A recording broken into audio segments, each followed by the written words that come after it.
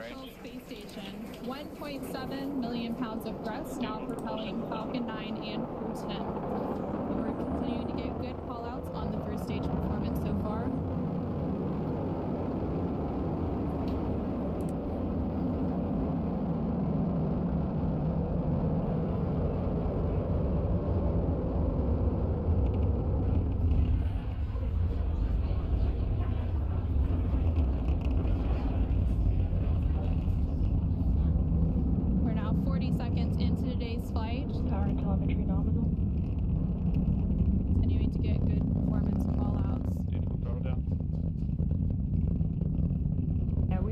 Down the engines in preparation for Max Q.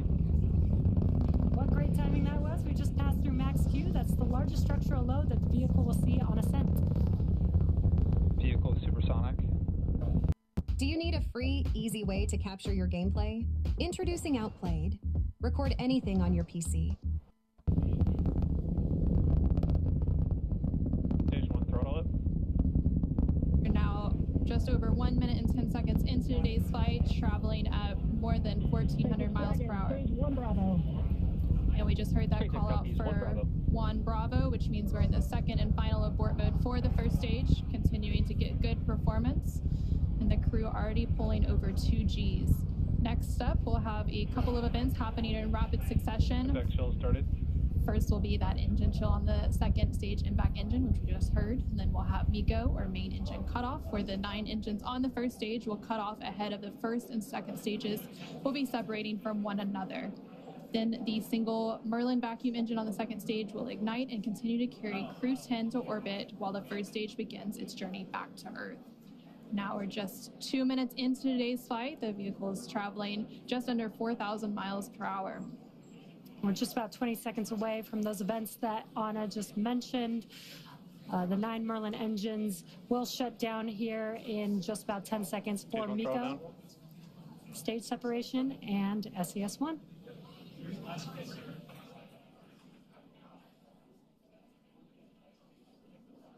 Main engine cutoff. Spacex Dragon, 2 Alpha. Stage separation confirmed. Copy, 2 Alpha. Great call-outs and incredible views there on your left-hand screen. On your left-hand screen, you can see a view from stage 1. And an extremely excited crowd here in Hawthorne. Awesome views of that boost back burn on the first stage, as well as the MVAC engine igniting on the second stage.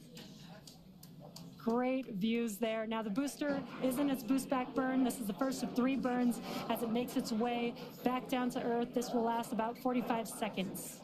And the Crew 10 crew is still on board Dragon, attached to Falcon 9's second stage, which you can see there on your right-hand screen.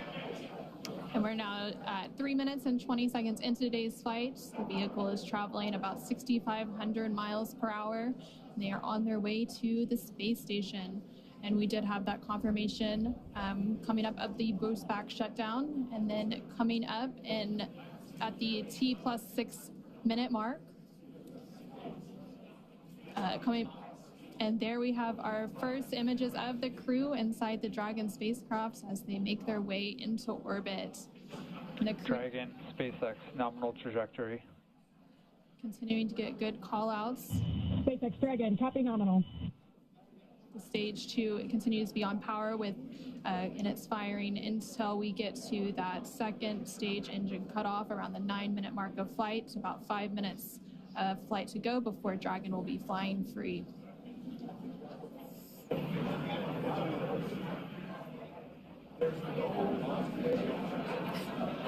Some cool views there on your left-hand screen. That's the first stage booster as it's making its way back down to Earth. This is a ground tracking camera getting these awesome views. And on the right-hand side of your screen, you can see that lone Merlin vacuum engine of the second stage. We're continuing to get good performance on the second stage.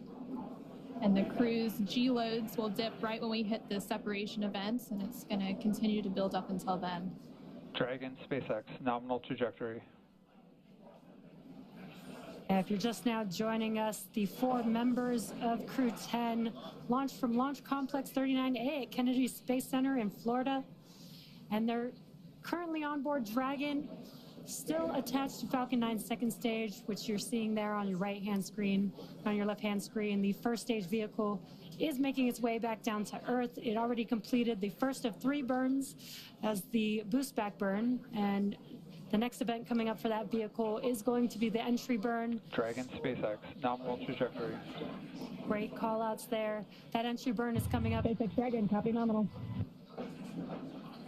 That entry burn is coming up here in just under 20 seconds. We'll reignite 3 of those 9 Merlin 1D engines to help slow the vehicle down as it makes its way back into the Earth's atmosphere. We're now just over 6 minutes into today's. What's up, guys?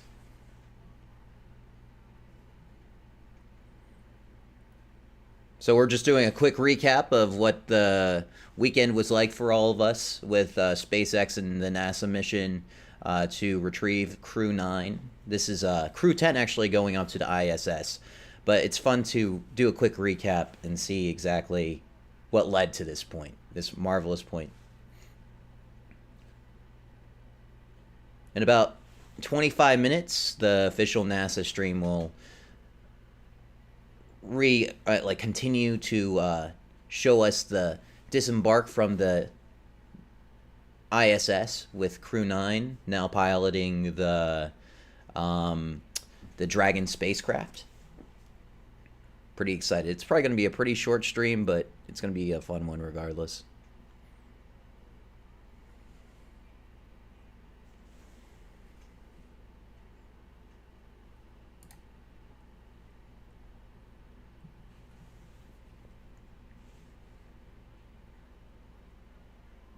That's always an awesome moment. No matter how many times I watched Falcon 9.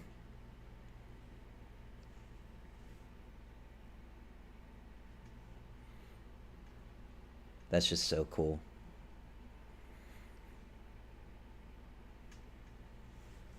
And I wish just ads would go away from YouTube forever, but can't avoid it. That's just so cool. I'll share the news and the updates. I actually just got the news a few hours ago of how it was all going to work out. They don't tell me directly, so I have to just keep my eyes peeled, but figured to get the stream up and going ASAP because this is kind of like out of nowhere. I thought it was going to be a few days until this was actually going to happen.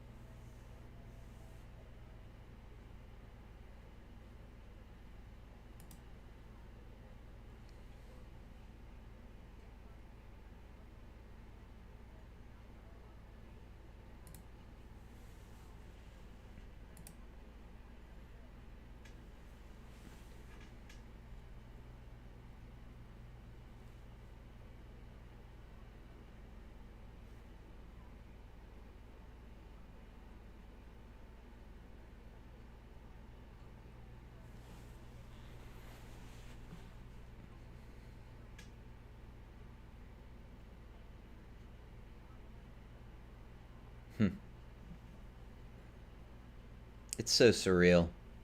It's surreal that this just happened like a few days ago. We're going to continue following this mission. The mission ends or concludes on the 19th. So what today is going to be, well, today is now the 18th. The mission will be ongoing until the 19th, from what I understand. But we'll go over all the details so that way you guys are in the loop of what exactly is going to happen. Again, it happened, like, they plan things as events unfold. So I'll be sure to give you guys the rundown.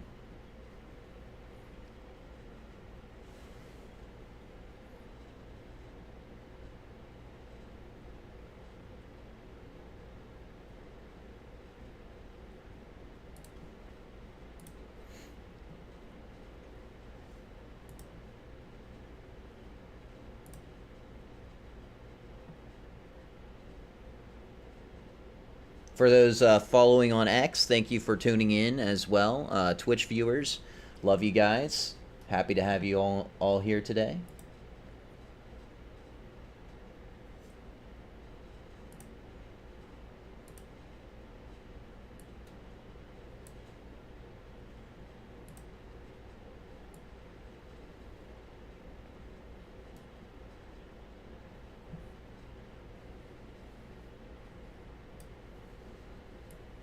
Go Crew 10.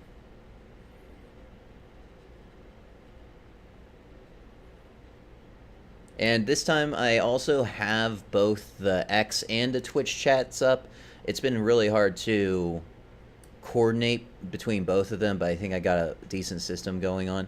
So if you guys notice any issues during the stream, if microphone issues are popping up or just sound issues are happening, just let me know. I'll be sure to rectify that situation immediately.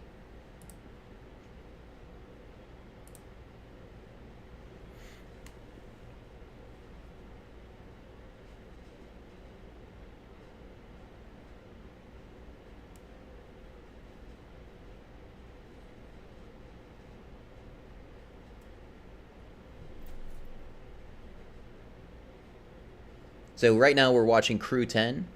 We'll be transitioning to Sunny and Butch for the Crew 9 departure from the International Space Station. That'll be happening in about 18 minutes. So this is just a segue into things. No worries, we're not just going to waste time like watching the past, but it is nice to see exactly how things have transpired in case you missed it.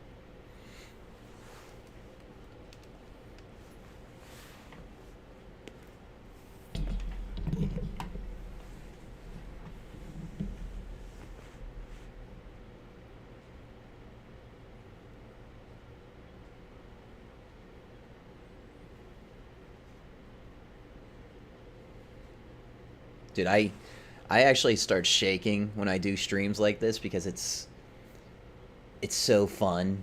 I absolutely I get so excited when it comes to space and technology. Just the amount of things we can accomplish just as human beings when we all come together. So let me move over to this screen over here.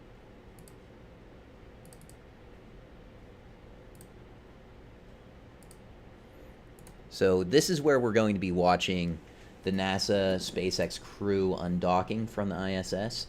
Like I said, it should be about like 16 and a half minutes until we actually reach that point, guys. So just stay tuned. We'll cover this all in a short bit. But for right now, I'll go ahead and go over some of the news that is happening. So go ahead and switch over to this side.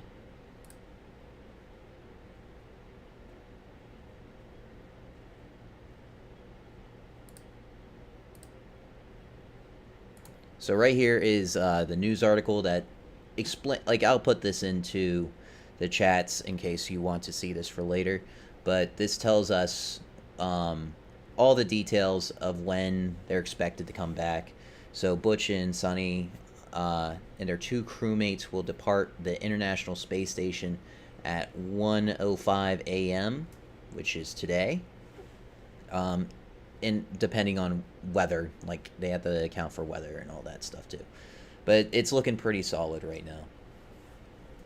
So they'll head back to Earth this morning in about an hour, along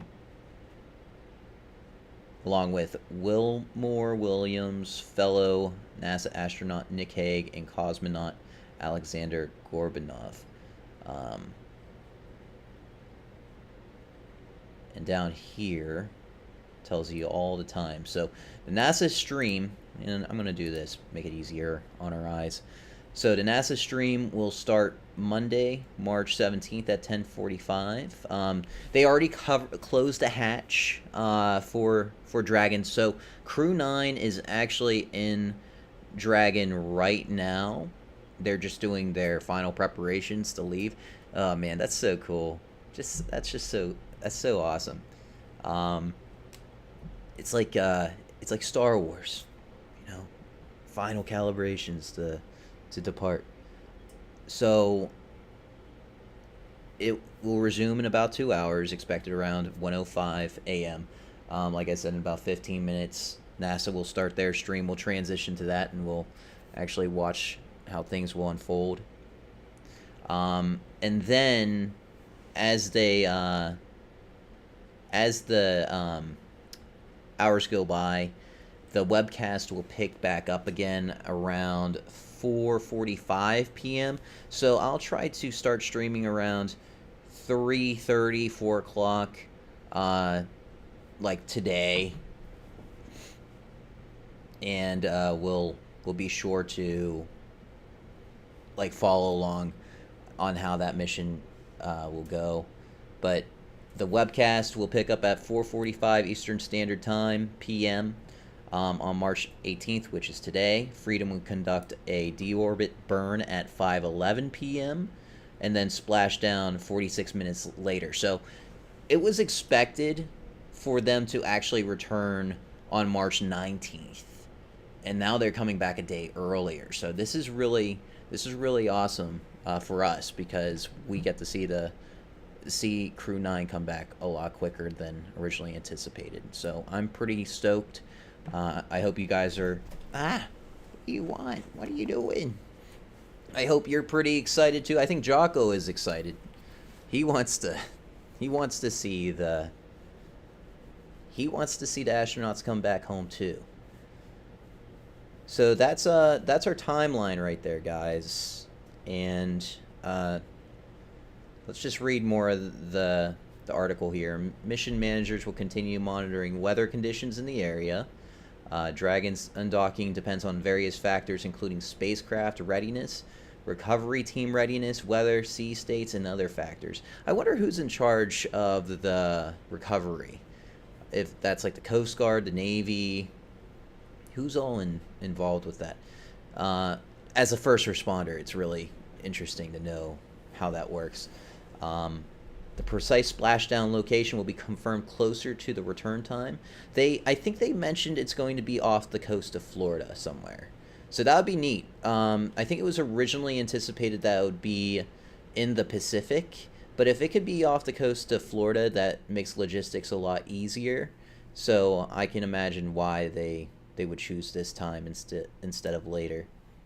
I'm sure it was like a decision with Crew 9, hey, would you guys rather wait a day, or would you rather just get it over with?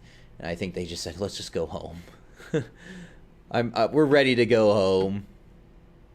Enough waiting. So that flight was expected to last just 10 days or so. But Starliner experienced thruster problems. So this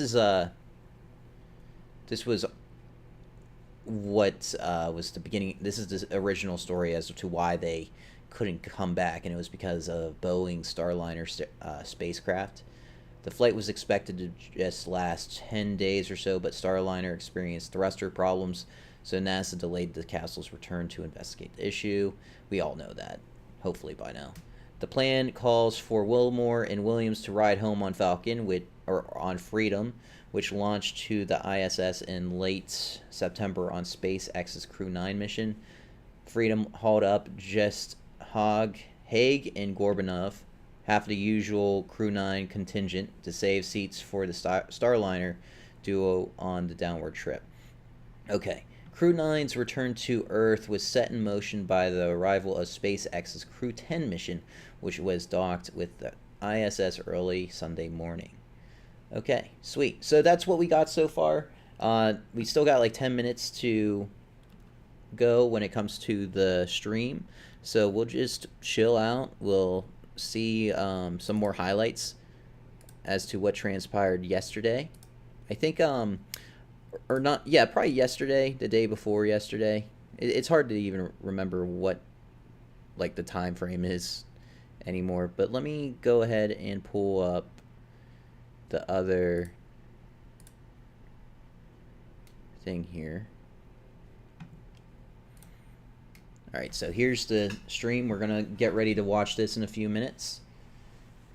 I'll also look at other channels and see if there's anything going on their sides too. Alright, I need to get my cat off of me because he's a big cuddle bug.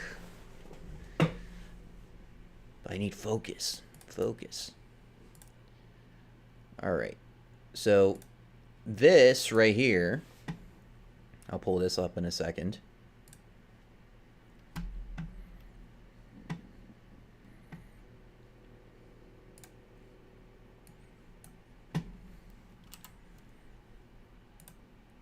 This right here is the map of where the ISS and Dragon, where they are currently. So they're just off the, I don't even know what you would call that. Is that coast? Would you call that the coast of Antarctica? They're just off the coast of Antarctica. Never thought I would ever say that in my life. So they'll be probably around here. They'll probably be like in the northern hemisphere by the time the stream is up and ready. So here we go, guys. We got 8 minutes to go.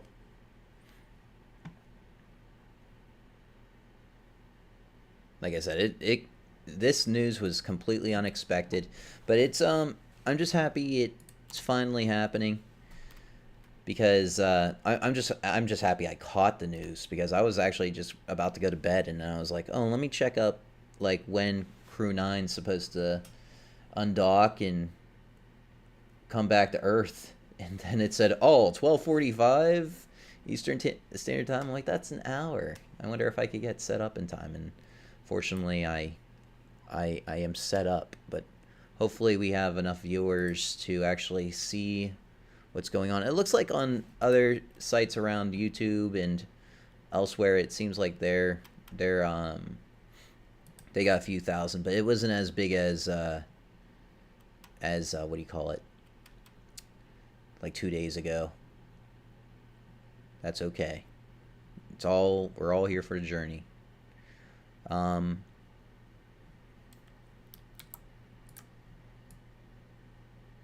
Thing is flying at thousands of miles per hour, by the way.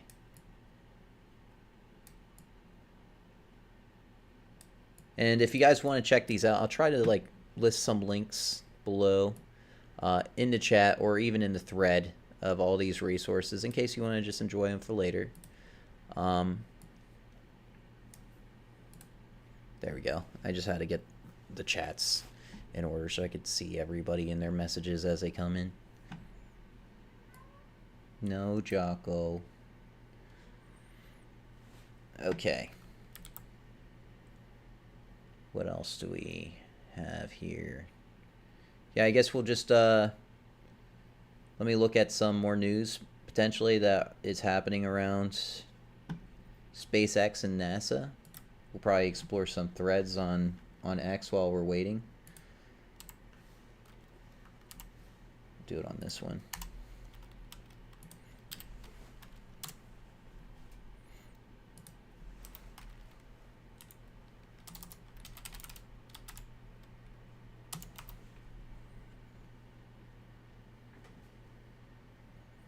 Okay, yeah, this looks good. Let's check this out.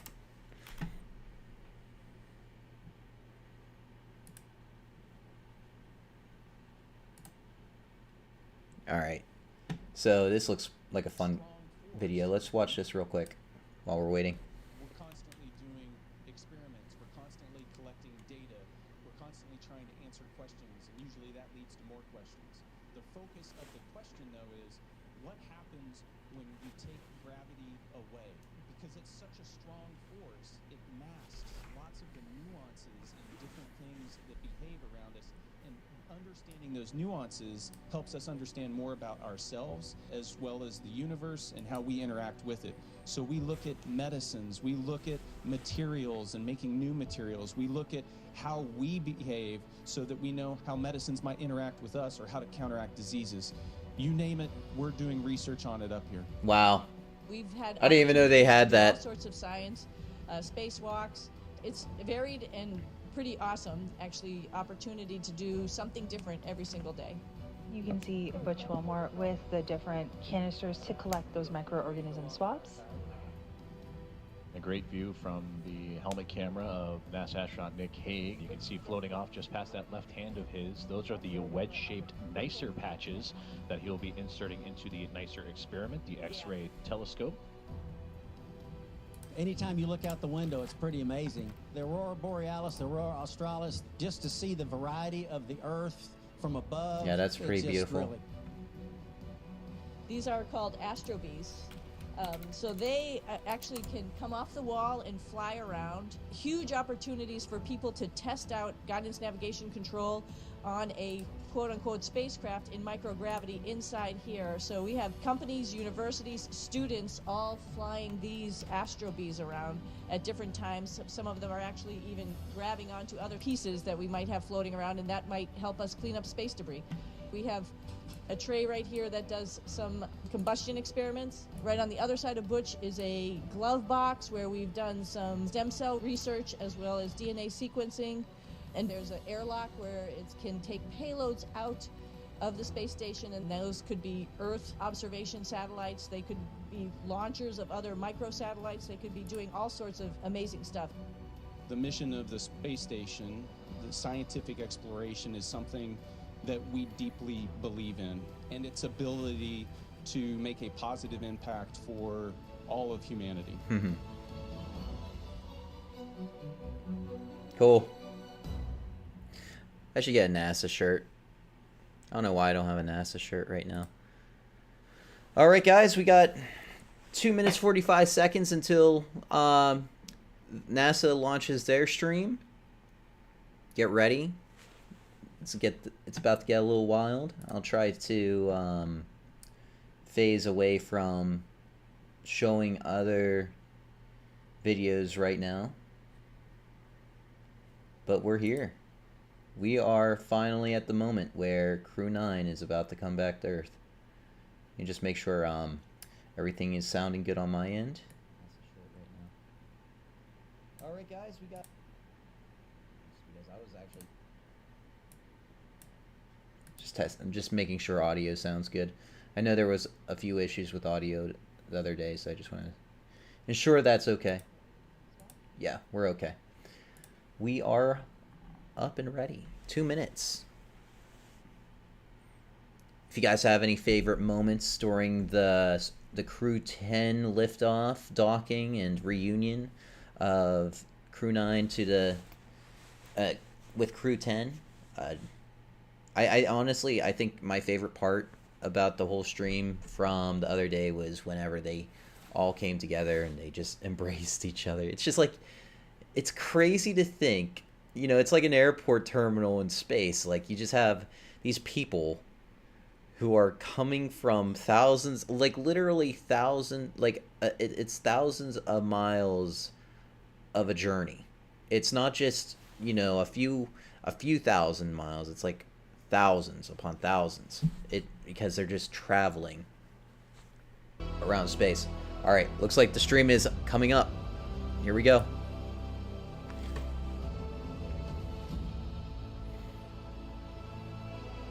Get ready.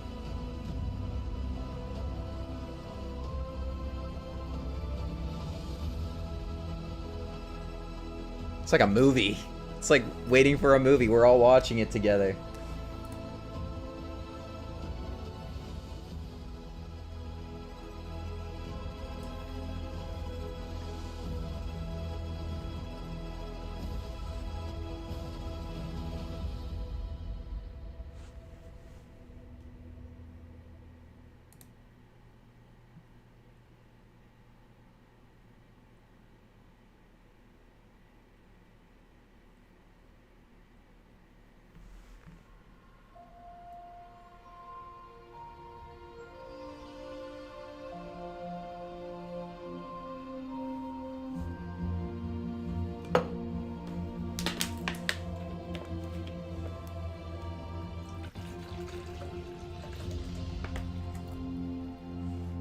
Alright guys, it's starting.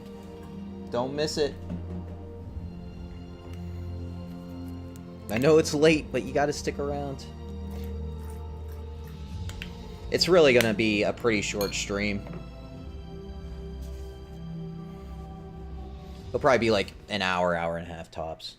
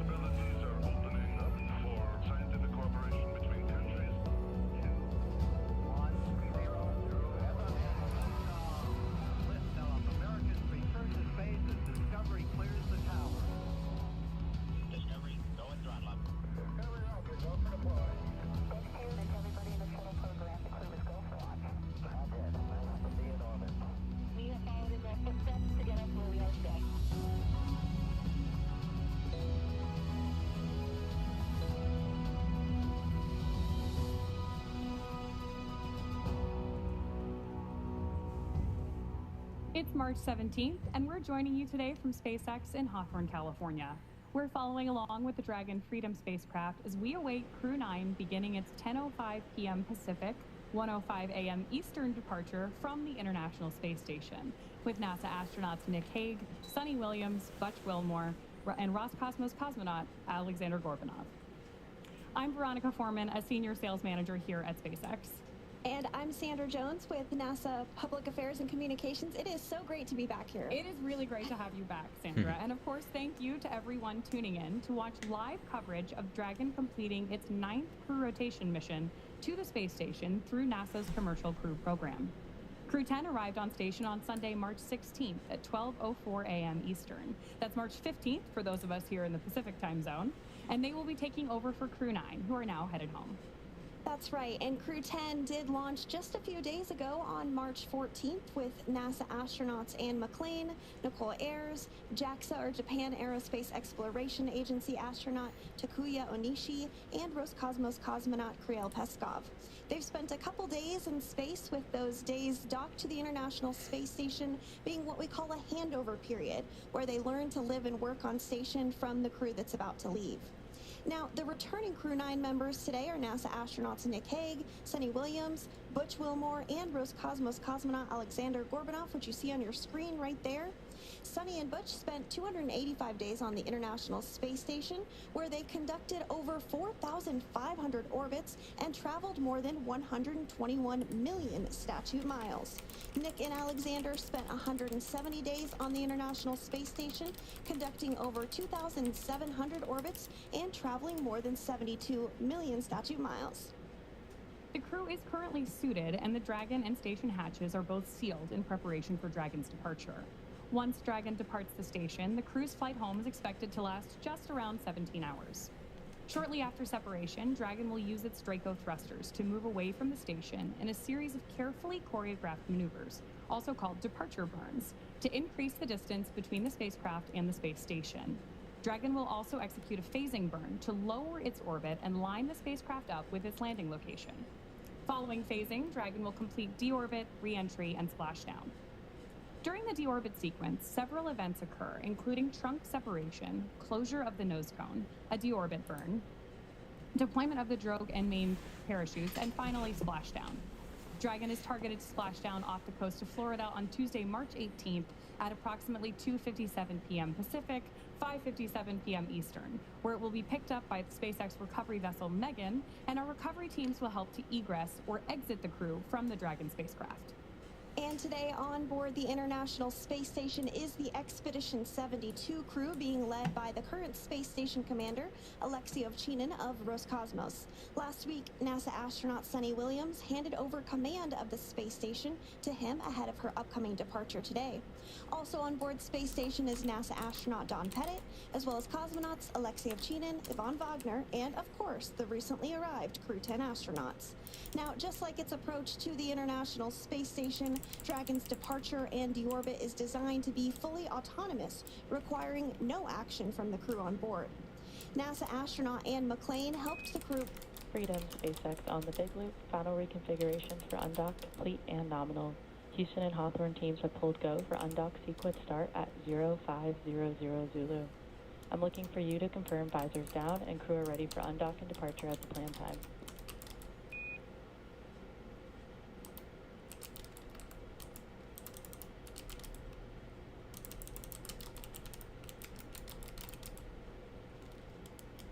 And we did just hear confirmation that the team in Mission Control and the team in Hawthorne did pull go for undocking. We might hear some continued communications. Freedom.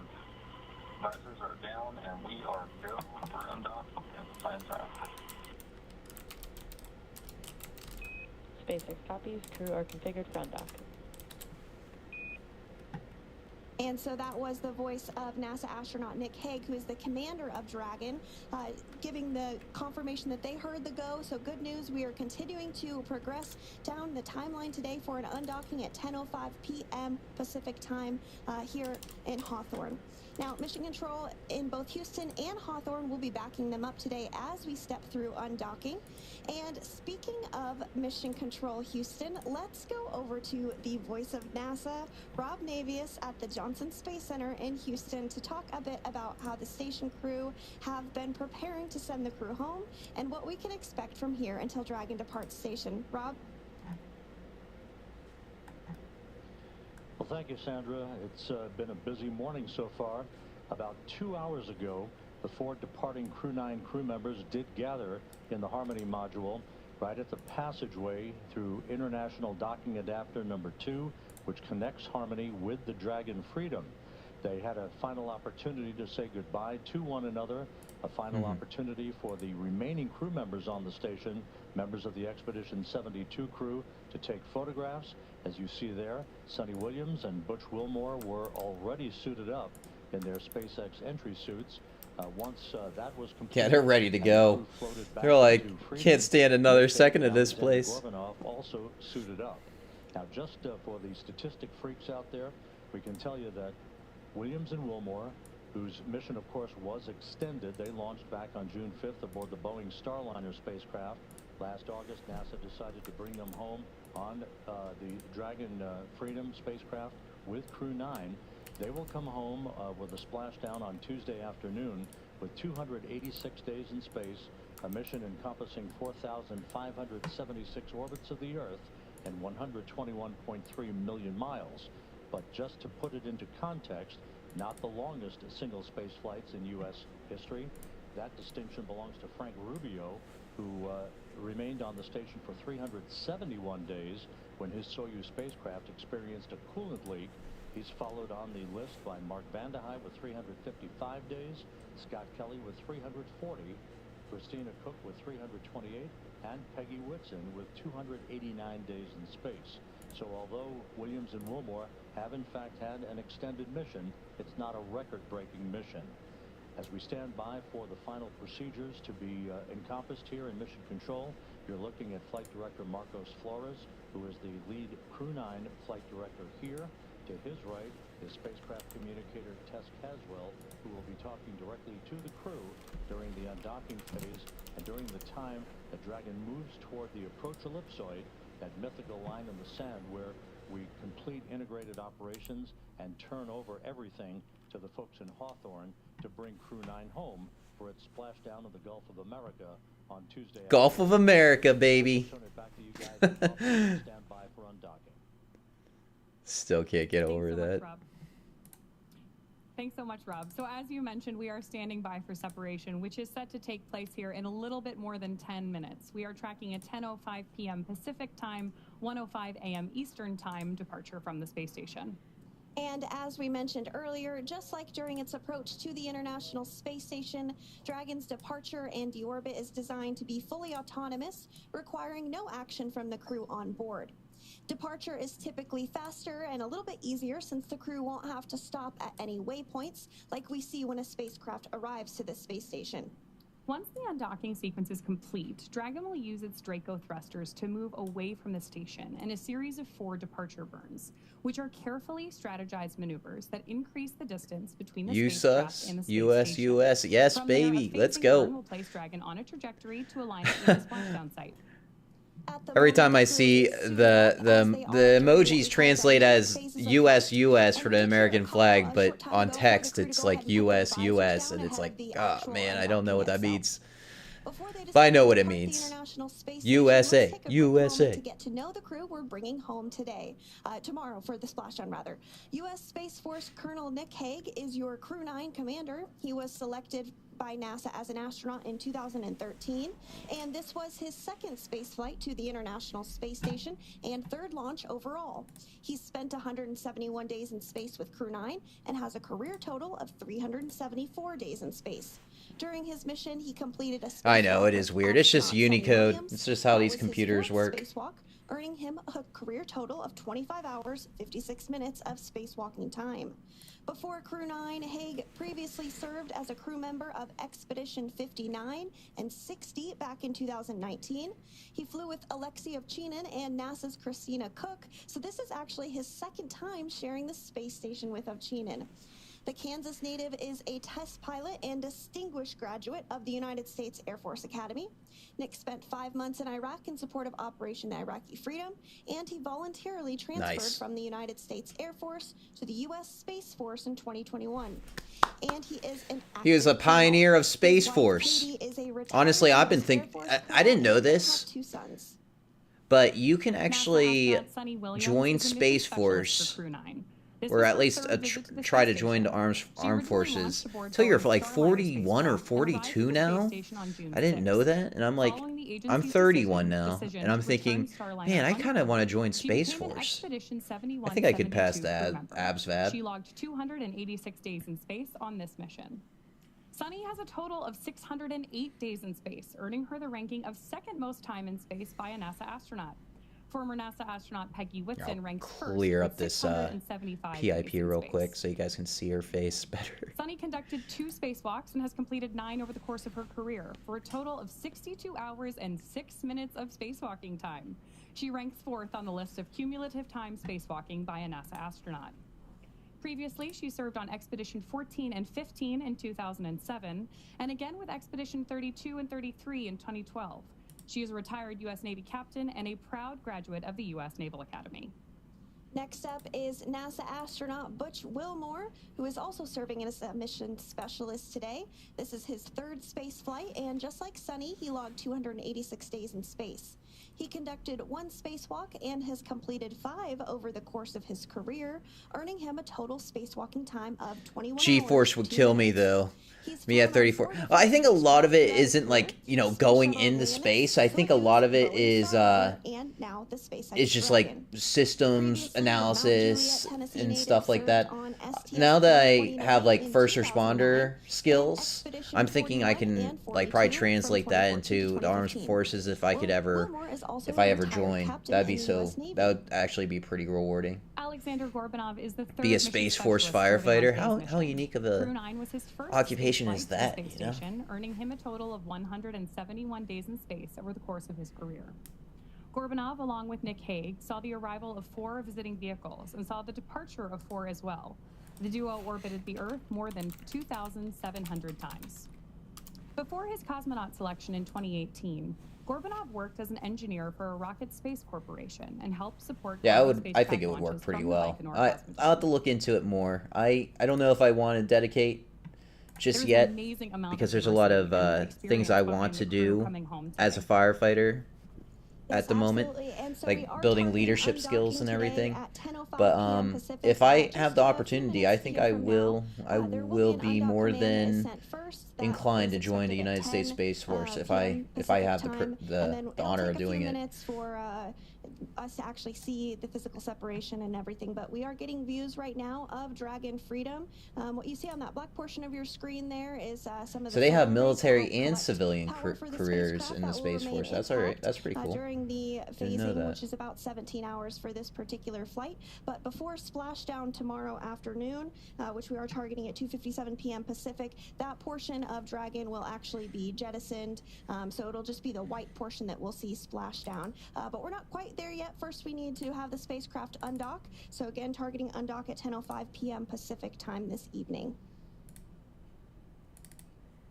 That's absolutely right, Sandra. So right now what we're doing on board Dragon is preparing for that undocking sequence to be commanded.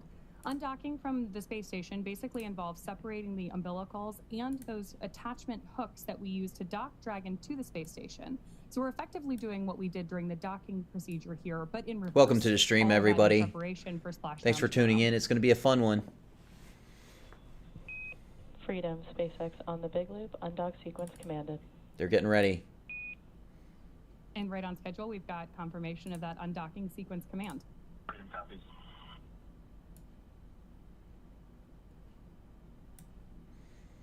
Here in Houston in Mission Control, we are now monitoring the demating of the umbilical.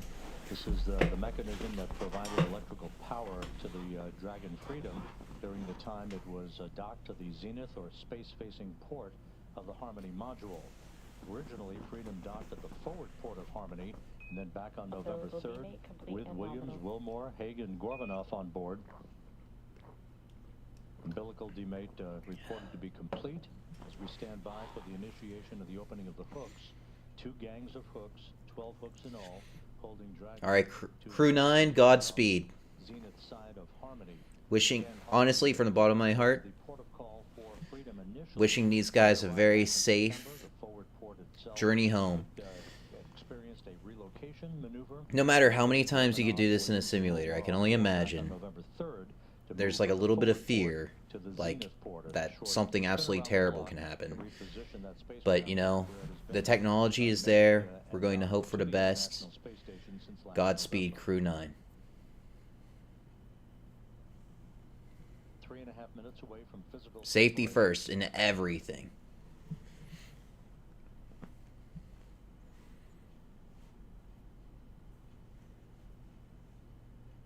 No room for error. That's the hugest thing. So we are about 3.5 minutes away from physical separation. Okay. And the docking port on Harmony, it will begin to move above the station at a very slow rate of about 1/10 of a meter per second. Then we'll move behind the station. The series of departure burns will then put it on a trajectory to carry it below the station and on its way to a safe distance away from the International Space Station for its deorbit burn that will occur at 4:11 p.m. Central Time, 5:11 p.m. Eastern Time on Tuesday afternoon to begin the final leg of the ride home for Williams, Wilmore, Haig, and Gorbanoff. I had to play Kerbal one of these days. You're talking about the simulator. But yeah, that would be actually pretty interesting. 2.5 minutes to go into I wonder if it's available on Steam. All systems reported to be in great shape. The latest weather forecast off the coast of Florida at the splashdown sites indicates pristine weather for the arrival of the Crew 9 crew on Tuesday afternoon. Open and nominal. The first gang of hooks has opened, standing by for the second.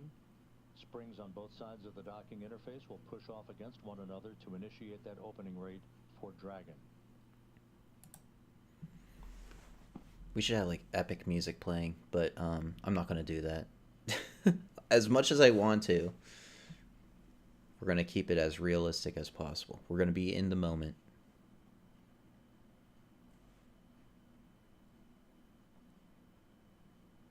Yeah, I'll have to check it out. I love Microsoft's Flight Simulator. I probably would absolutely love Kerbal. Heading into the home stretch for Williams and Wilmore, the beginning of the end for a 9.5-month mission in space.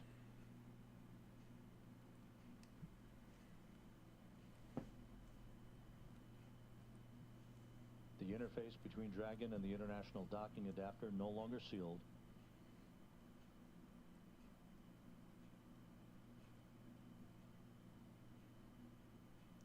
Oh, the anticipation is killing me.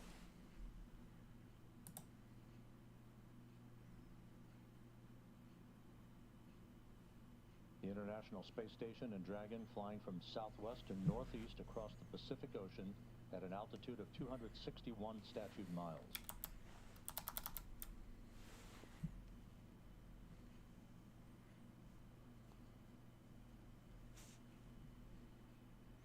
Yeah, they're currently probably like a few thousand miles away from, or a few thousand miles east of the Philippines. Their trajectory right now is like northern Canada. They're going to actually be flying right above my house. That's pretty cool. Like I'm right about here on the map. I don't know if you guys can see the map, but I'm like right above Lake Erie. And undocking confirmed. Freedom is free of its moorings. If you guys are in that trajectory, Sonny Williams and Butch Wilmore begin their belated trip home. Separation confirmed. this is actually the Follow Dragon websites. It's SpaceX has it. I'll post it in the chat in case you guys want to check it out. At 12:05 a.m. Central Time, 1:05 a.m. Eastern Time.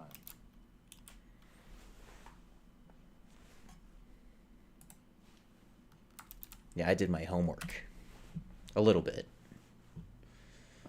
Good motion, good stability on Dragon as it backs away. There we go. SpaceX on the big loop. Depart burn 0 nominal. There they go, guys. Good opening rate reported by the visiting vehicle officer.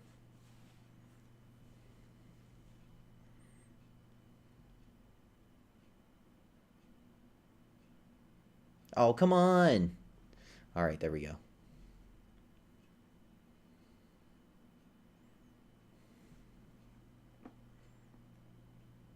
So they just departed the ISS, guys. So far, so good. As advertised.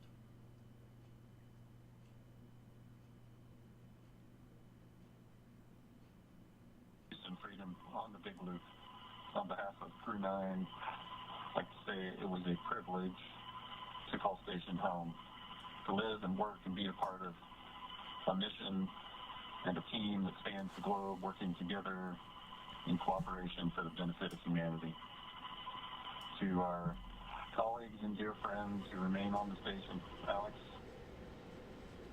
and Dave Grill, we know the station's in great hands. We're excited to see what you guys are going to accomplish, and we'll be waiting for you. There we go. Crew 9's going home. Crew 9. Let's go, Crew 9. Give me some USAs in the chat, baby. Let's go. We're bringing them home. Station on the Big Loop. Step 2, ISS thrusters are verified enabled. To Crew 9, safe journey home. It's been the honor of a lifetime to cross your path up here on Space Station. Your service has been very much appreciated, and we'll miss you, but have a great journey home.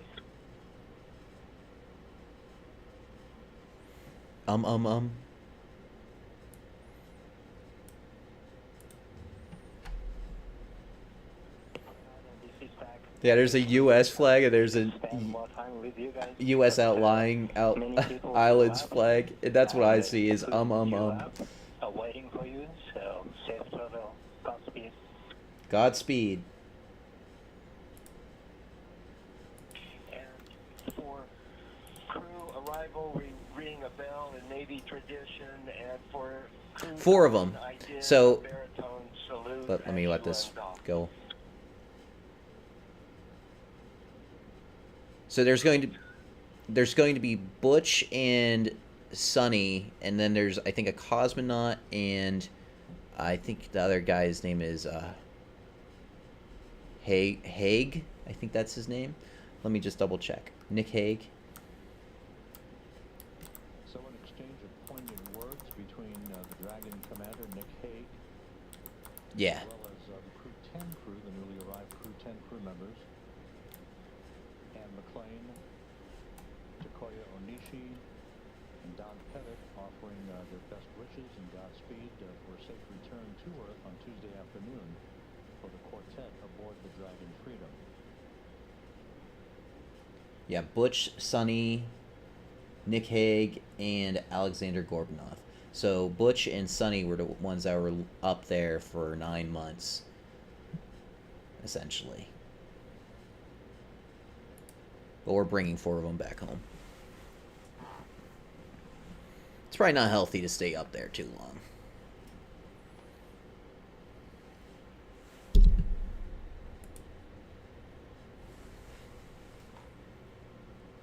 So we have a little bit of a picture of both NASA and SpaceX mission control.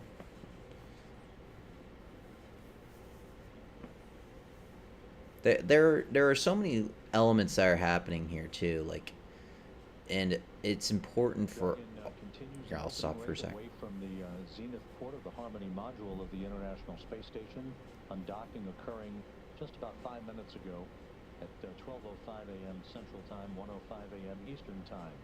Now, coming up here in the next minute or so will be the spacecraft's exit from what is called the keep-out sphere. That is the first imaginary line between the space station and the departure corridor for the Dragon itself. That will be followed by Dragon maneuvering to a Sun communications pointing orientation and to enable better communications between the tracking and data relay satellite system and Dragon's communications capability itself. The approach ellipsoid exit, that basically is the end of integrated operations, where Dragon will cross that imaginary line to move beyond the neighborhood of the station, as it were, is scheduled about 14 minutes from now.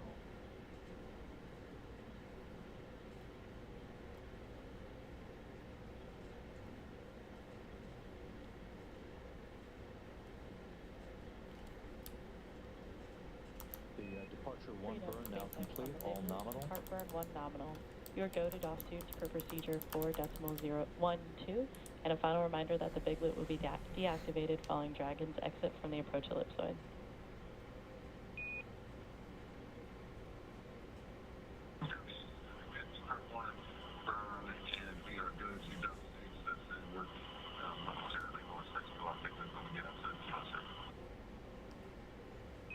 That's a good readback, Freedom.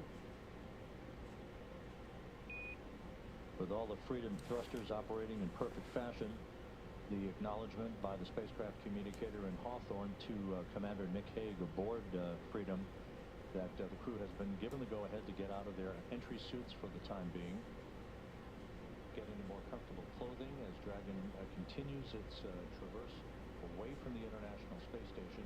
This will continue throughout the course of the overnight hours into tomorrow afternoon, a series of pre-programmed maneuvers that will enable Freedom to be in a position for its deorbit burn on Tuesday afternoon. That deorbit burn is scheduled to take place at 4:11 p.m. Central Time, 5:11 p.m. Eastern Time. It'll be a 7-minute, 29-second braking maneuver to enable Dragon to slip out of orbit.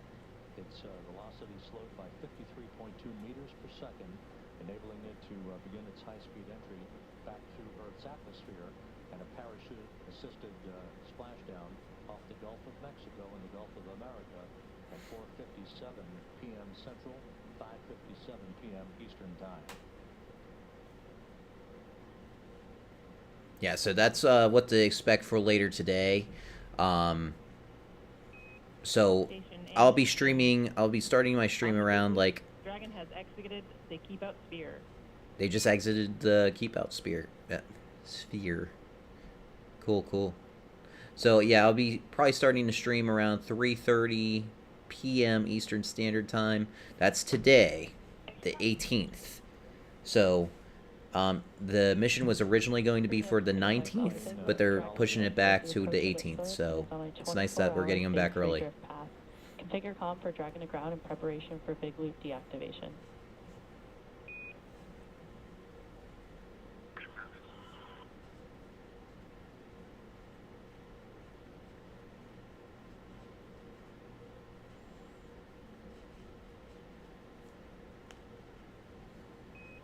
Freedom SpaceX on the big loop premature call. We have exited the keep-out sphere, but are still in the approach ellipsoid.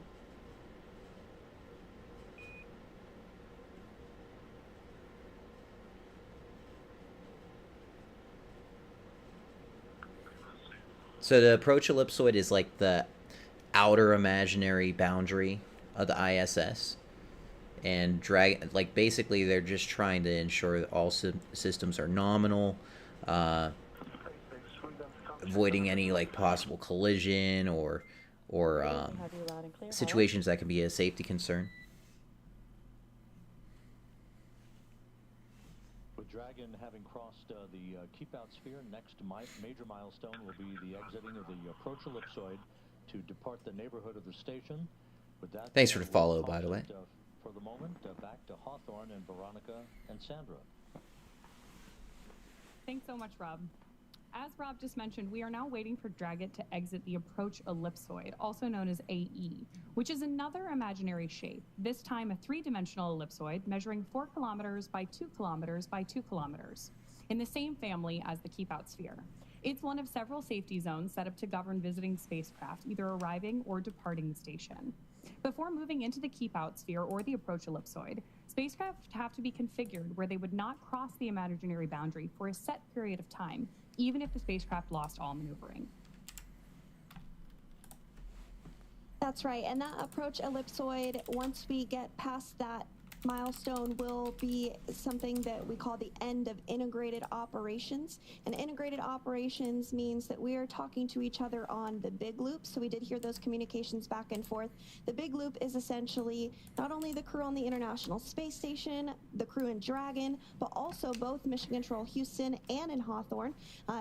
Hence the name The Big Loop, because they're all working together to make sure that they have common communications during some of these dynamic portions of flight. So again, we are standing by for approach ellipsoid exit at 10:24 p.m. Pacific time.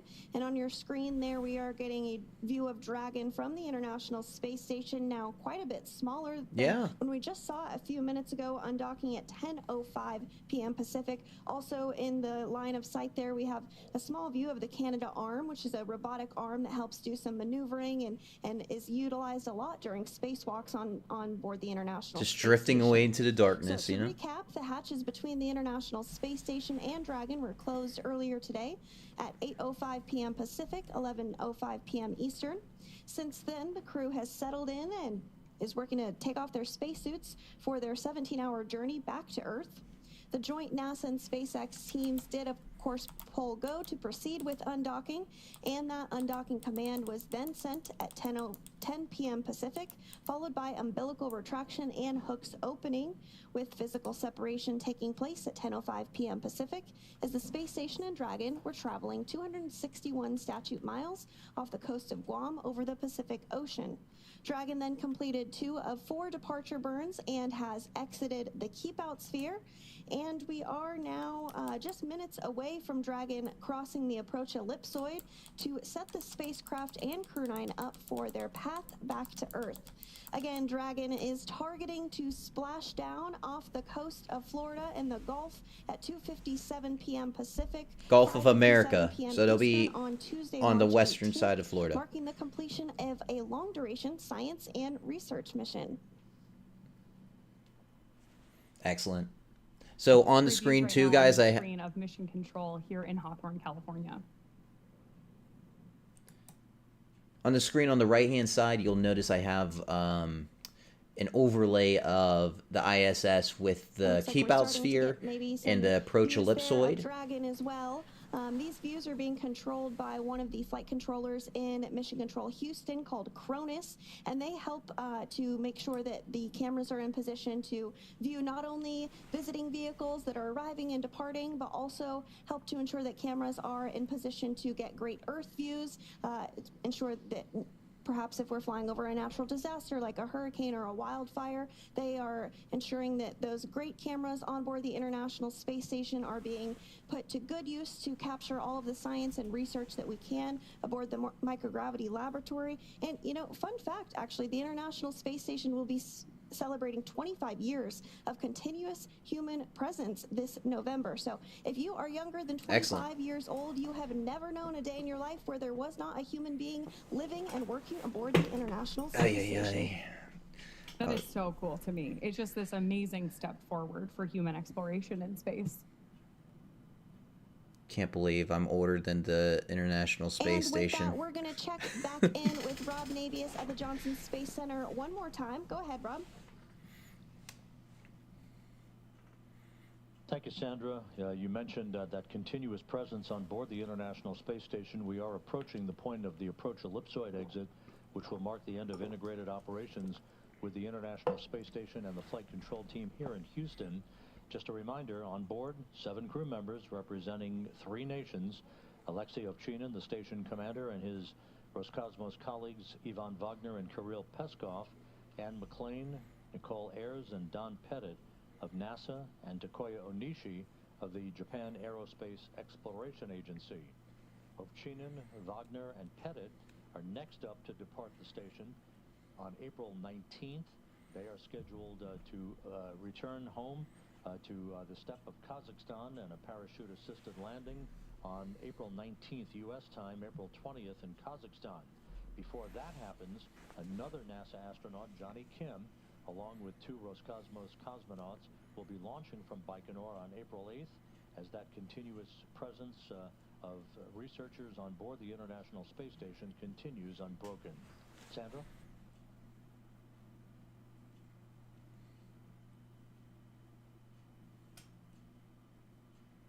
And thank you so much, Rob, for that update. We really appreciate you joining us here as you spent your evening in Mission Control Houston. Again, we are continuing to get these views following Dragon's undocking from the International Space Station at 10:05 p.m. Pacific time. That sets us up for a splashdown tomorrow afternoon at 2:57 p.m. Pacific time off the coast of Florida. And so we did mention that the crew was busy with a lot of science and research investigations during their time on board the International Space Station. That really is the whole point of the International Space Station, is to conduct science and research investigations, eventually leading to longer duration missions to the moon and then on to Mars.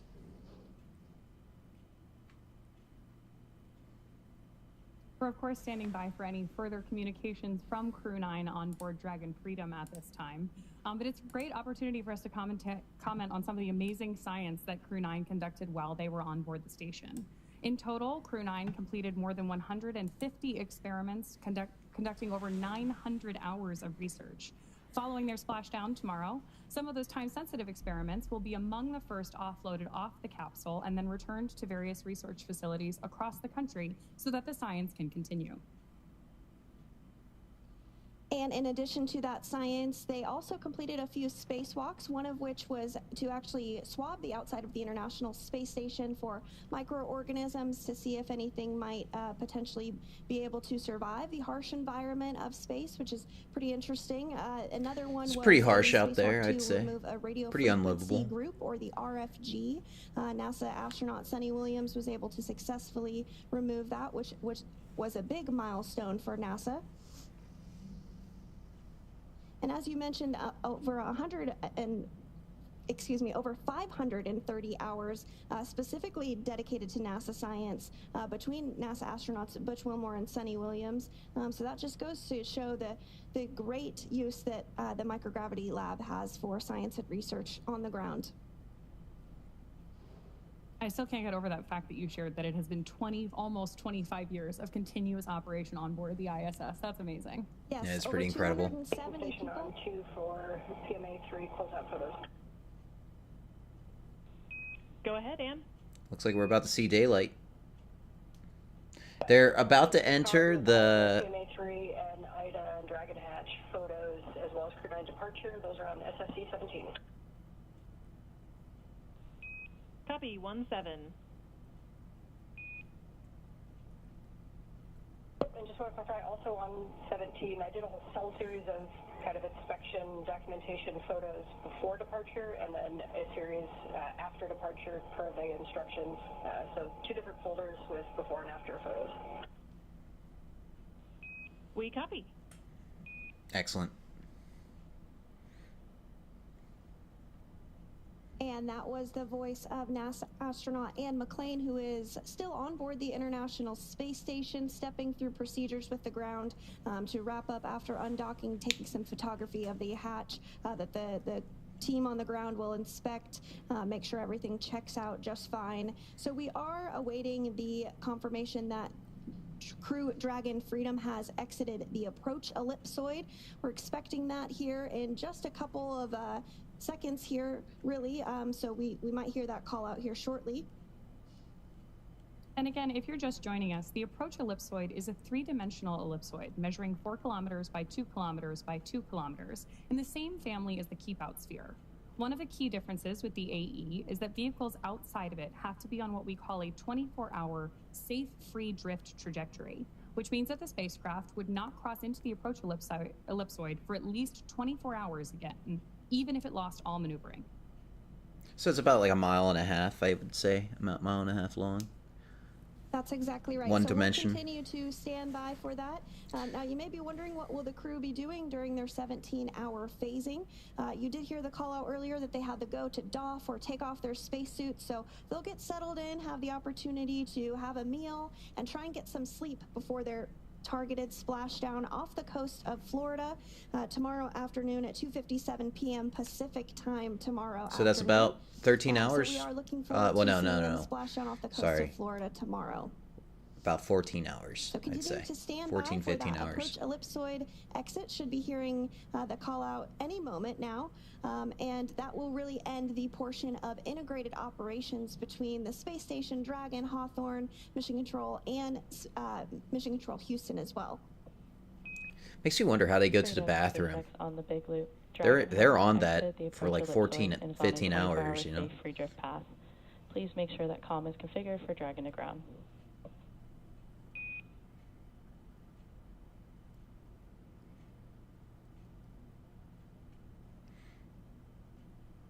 Typical airplane ride, no problem.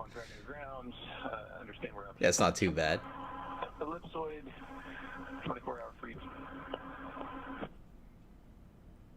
Yeah, the spacesuit. I wonder if they can hear like everyone else doing their business though. Like, there's no privacy. You know, you're right next to your crewmate. Good confirmations there, both from Mission Control and Dragon.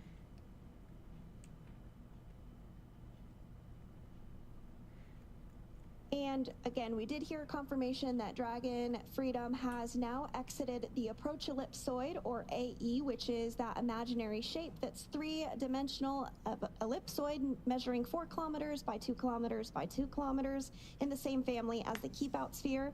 So one of the key differences with the AE is that vehicles outside of it have to be on what we call that 24-hour safe free drift trajectory. This means that the spacecraft would not cross into the approach ellipsoid for at least 24 hours, again, even if it lost all maneuvering. With that, Crew 9 has officially departed the International Space Station. As Sandra mentioned, it will take them about 17 hours until they make their way back to Earth. Oh, So I was off a little currently bit. So settling, as Sandra mentioned, about 17 for hours. a little bit of dinner, or maybe get their suits off before they take some time to rest before returning to Earth. Dragon is, of course, targeted to splash down off the coast of Florida tomorrow at 5:57 p.m. Eastern, 2:57 p.m. Pacific on March 18th, followed by the crew getting picked up at sea by a SpaceX recovery vessel. As they rest up, our teams here will continue to keep an eye on the weather to ensure a safe return for Dragon and our Crew 9 astronauts. And though our coverage here in Hawthorne today is wrapping up for now, we will turn it over to the NASA team in Houston to take us through the next phases of the Crew 9 mission. Our friends at the Johnson Space Center will provide continuous live audio-only coverage along Crew 9's journey home until we rejoin tomorrow. You can find the audio-only link by visiting nasa.gov/live and clicking the mission audio link, or by searching for NASA Mission Audio Live feed on YouTube at go.nasa.gov/live-ISS. Meanwhile, we'll rejoin you for they live just don't visual stop coverage talking. starting roughly 1 hour prior to splashdown at 1:45 p.m. Pacific. As always, you can find mission updates on X at NASA at SpaceX and on the web at nasa.gov. Thanks so much for watching. We'll see you and our Crew 9 astronauts soon. So, yeah, that's a good question. What meal choice they would have, and I'm sure it's different, like between the astronauts. I'm sure they have their own individual meals, their meal pouches, like space MREs. So I don't know. Okay, they disconnected it. Let me see if there's going to, because they said that there was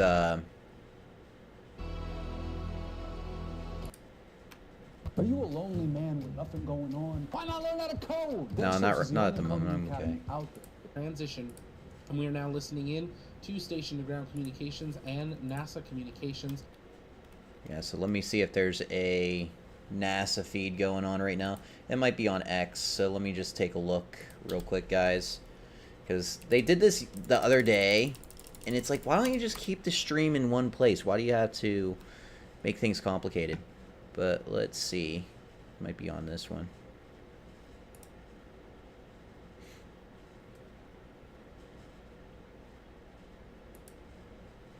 This is why I was like telling people on the last stream, it would probably be pretty cool if the astronauts just started doing like a TikTok stream or even a Twitch stream, and they just say, hey guys, this is what we're eating today.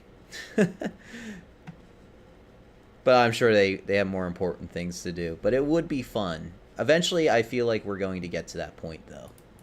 We're going to have space TikTok.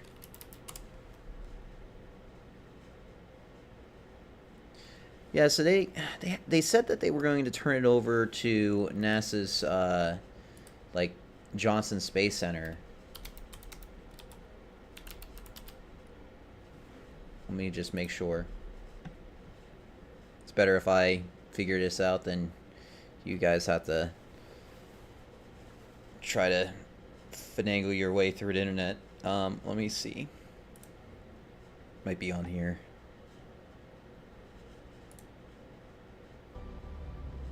No, that's just a video we just watched.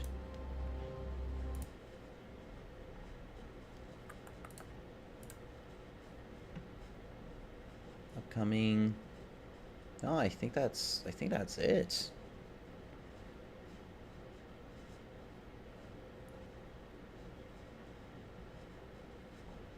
Like, I'm not crazy. That's literally what they said, and then they just cut the stream. So I don't know what's going on.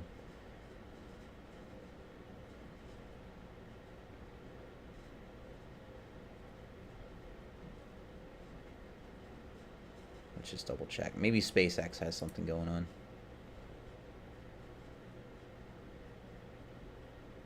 SpaceX has things like they stream exactly what they need to stream, and then as soon as NASA takes control, it's like, oh, I don't know what's going on. They need to really work on their live streaming stuff. But we'll go back on YouTube. We'll double check on here. See what the launch pad has to say, because this is okay. This isn't live either.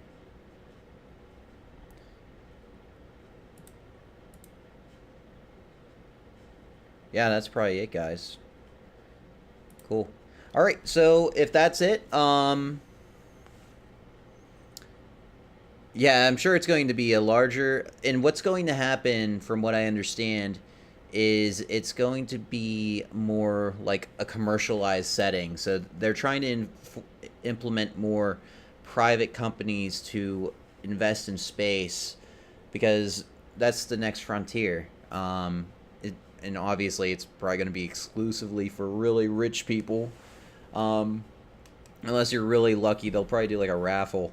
Be like, oh, you could be the lucky winner to go to space and check out the new space hotel, you know. But I think that's going to be in our lifetime. I'm serious. Like within the next, I'm even more ambitious than that. It probably will be like 15 to 30 years. I'll give it that range. We might see people going, like just normal citizens being able to go to space and just chill out in a hotel in space. And again, like, we're gonna have TikTokers in space. Like, just think, we have Starlink's becoming more and more advanced as the days go by. We'll have internet wherever, and it's going to be very interesting once we get to moon colonies and Mars colonies, because it's bound to happen. I don't know who in their right mind wants to live on the moon, maybe work on the moon for like mining and research purposes, but I don't see people just living there to enjoy living there. I'm sure there's like a rare exception, but it's going to be interesting to create a communications network from the moon to the Earth that's going to be consistent, Because I think there's a latency, like what is the radio latency to the moon? This is why I love AI. So it's about 2.5 to 2.7 seconds. That's not a lot, but once you get farther and farther out from Earth, that latency grows, and you're going to have a little bit more of a delay. Now it says 2.5 seconds. So that's not too bad. I mean, because it's going at the speed of light. So you have to like accommodate for that. Let's look at Mars. Mars is much more. So Mars is about 4 minutes to 24 minutes, depending on like what part of the orbit it is in. So that makes sense. That's wild. So depending on what time of the year, you can have a phone call with your friend, and you have to like, you kind of have to do like some sort of delayed mail kind of thing. But an interesting concept would be like, you know, I'm thinking like Mass Effect. I don't know if you guys play Mass Effect. I would love to get back into Mass Effect and play that series again. But convoys like have like relays, like just satellite relays spread across the solar system. And what it will do is it will repeat the signal, so that way it won't take 4 minutes. Instead of it being a straight line from point A to point B, it'll be like point A to point B to point C to point D, and it will just kind of like keep that signal pretty strong. I don't know if that's how it would work. It'd be interesting to see the engineering behind that. Would it take a lot of resources? It would take quite a bit of resources to actually accomplish something like that, but it would be really awesome. And if I were to make an estimate as to when like this stuff probably would happen, like with AI and everything accommodated, I would say we'd be lucky to see all this come to reality within the next 40 years. I could be completely wrong, but I do believe by the 22nd century we're going to be pretty far ahead out there. And oh man, I wish we could live to see it. Can you imagine like people in the 20th century? This is what they wanted to see, and they, you know, people who developed, like, were the first generation in NASA. They wanted to see us get to this point, and pray, like, honestly think that they deserve so much praise for all the hard work and dedication that those men and women have went through, and for the select few that are still living and seeing this happen in, like, in front of their very eyes. Like, it's a beautiful thing. It's really beautiful. And it just goes to show like how much human innovation has gone in these last decades. It's absolutely incredible to me. And being a millennial or a Gen Xer or a Gen Zer, like, we kind of take it for granted sometimes, but just think like 20, 30 years ago, this wasn't a thing. This wasn't, like, obviously space travel wasn't a thing, but the technology we have now is wasn't a thing. Just try explaining, I keep telling people this, like, try explaining to someone who grew up in the 1800s or even the early 1900s, and explain to them what we're doing now, and they wouldn't even be able to comprehend what you're even talking about. What, AI? Like, what's a robot? What are you talking about? Like, you can talk to people over the internet with a camera and a microphone? What is a camera and a microphone? Like, these are concepts that didn't even exist like even 100 years ago. Well, maybe the radio at this point. But it's fascinating, like, how much we have accomplished in just such a short time in human history. And before that, it was just hundreds of years of like stagnation of technology. We were using horse and buggies. It's absolutely unreal to me, like what we're able to accomplish nowadays. And instead of like killing each other, going to war and stuff, like, obviously that stuff is still happening, but we're reaching for bigger and brighter things. And oh man, I'm so excited to see where it goes. I would love to be among the few to actually just travel to space, hopefully not blow up. That's like, I always look at the space tragedies of like Columbia and what's the other one from like the 80s? I can't remember, but was it Challenger? Was it the Challenger mission that failed? I watched the Columbia mission in 2003 when I was in the classroom, and I mean, what, how old was I? Like 11, and we watched that live, and we didn't know what to think. Like, and the year before, like 2 years before that, we were watching 9/11. So as a 10-year-old, or no, as an 8-year-old and as an 11-year-old, we saw some crazy things growing up. But yeah, the Columbia disaster was absolutely tragic, and I would hate for that to repeat again. I'm sure we're going to see like some devastations in the future, and I hope to God we can minimize that as much as possible. But regardless, to actually get out into space and just test your might, test your bravery, and do something that not too many humans are like have accomplished, I would think that would be one of the greatest honors of my entire life. It would be, and even like getting a telescope out there and just seeing things with a different perspective. That'd be super cool. So anyway, I think that's a good place to end the stream, guys. Thanks for tuning in. Like I said, I'll be on starting the stream again at 3:30 p.m. Eastern Standard Time. We're going to pick back up on Crew 9's journey back to Earth. As you can see, they're just flying. They're still pretty close to ISS. You can look at the Follow Dragon link that I posted in the chats if you want to just follow along. If you're going to be a night owl, or even if you're across the world, you can keep updated on their progress. But yeah, I'll see you guys in a few hours, in about, like, I don't know, 14, 15 hours. So take care. Thanks for tuning in, and we'll see you very soon.